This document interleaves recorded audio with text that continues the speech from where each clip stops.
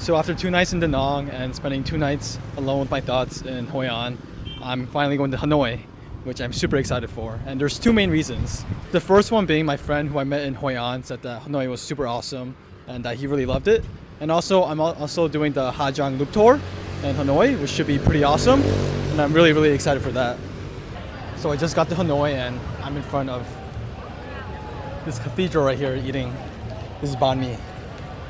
I mean, life was pretty horrible 2 days ago, but I can't lie. Life is pretty good right now.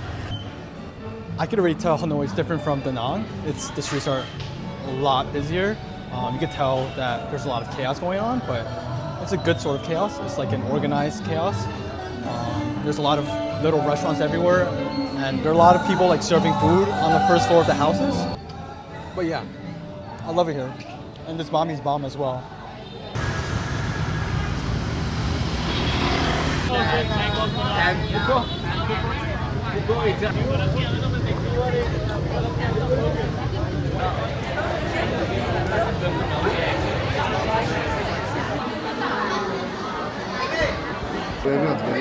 Everyone's in anticipation. This train's coming from this way. Oh my gosh, there's people literally standing in the middle still. Insane. This is so funny.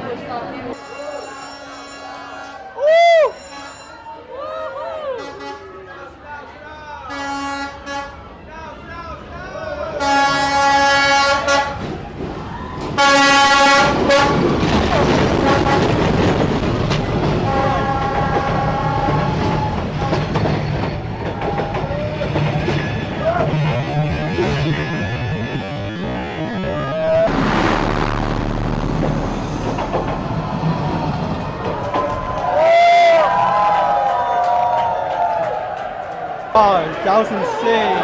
Holy shit. That was actually insane. Okay, I don't know if you guys saw it, but I hurt my hand while trying to reach out for the tray. Yeah, that was a dumb decision. I would definitely not recommend doing that. I think my hand still hurts a little, but thankfully nothing too serious. But yeah, I've heard that the train street, that's a tourist trap, but I would definitely check it out. Man, I love Hanoi so far though. City is way too cool. I'm only spending 1 night here and I regret it so much already. I can already tell. This is like one of my favorite places that I would be traveling to. Yeah. And you live and you learn. I'll definitely be back here sometime in the future.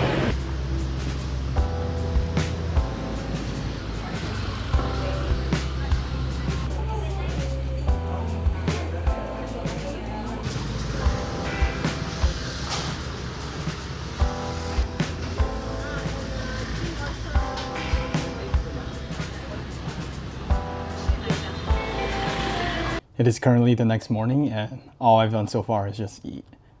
So I went to this pho place that was really, really packed last night. And apparently, I don't know if it has a Michelin star, but it's definitely at least on the Michelin guide.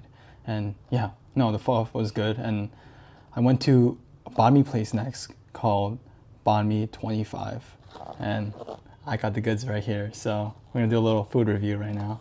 So I was able to talk to the owner of the banh mi place and his face is right there, and he told me that it was a family recipe that's been passed down for generations. But yeah, the restaurant was absolutely packed at 10 a.m. I just can't imagine what it's like there during like lunchtime or dinner time, and I'm so glad I went early. But yeah, I would say the place kind of looks like a tourist trap, if I'm being completely honest. I didn't see any locals really eat there, and it's just all like white backpackers it seemed like, but yeah, I have no doubt it's good, so let's just give it a try. So I got their signature banh mi, which has the pork sausage and pate.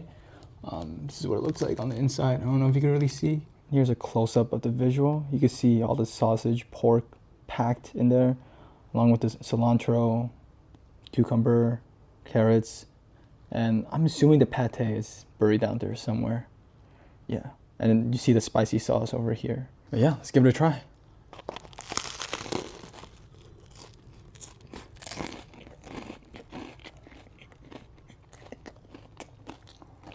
Yeah, no, that's really good. Nothing like mind-blowing, obviously, but that's really, really good. I think I waited like 10 minutes for that. and I would gladly wait another 10 minutes for it again. I wouldn't say I would wait 30 minutes, definitely not an hour, maybe 30, but for 10 to 15 minute wait, I would say this is well worth it. So for the rest of the day, I'm just gonna be walking around Old Quarter and just doing some touristy stuff. And then I have a sleeper bus at 8 p.m.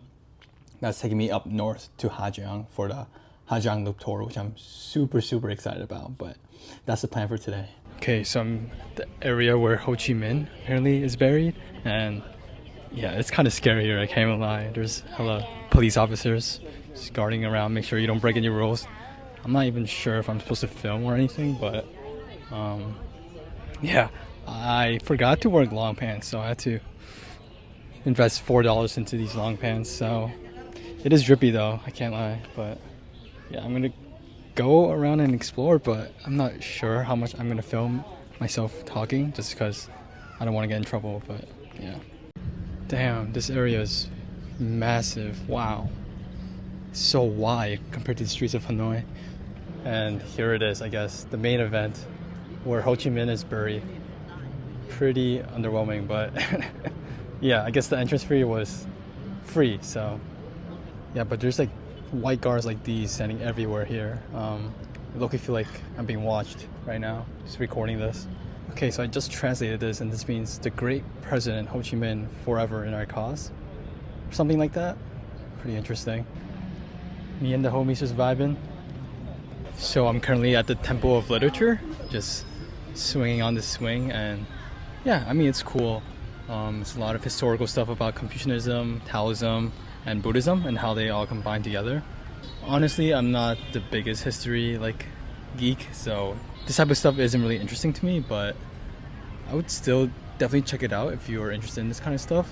The price was 70,000 Viet Dongs, which is about $3. So it's not horrible, but yeah, not a bad view to be swinging on though.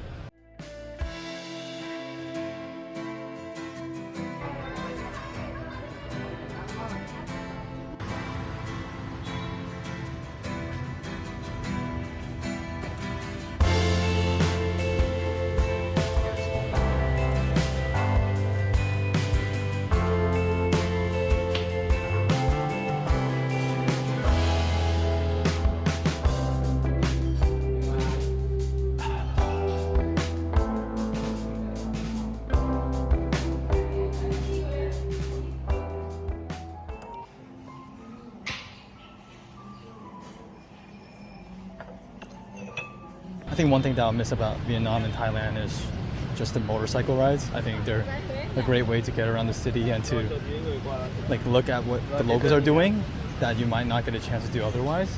And also the wind rushing on your face just feels so nice and cool. And the best part of it is each ride is only 50 cents, $1 at most. And yeah, I think I'll miss that the most. Definitely my favorite part about Southeast Asia so far.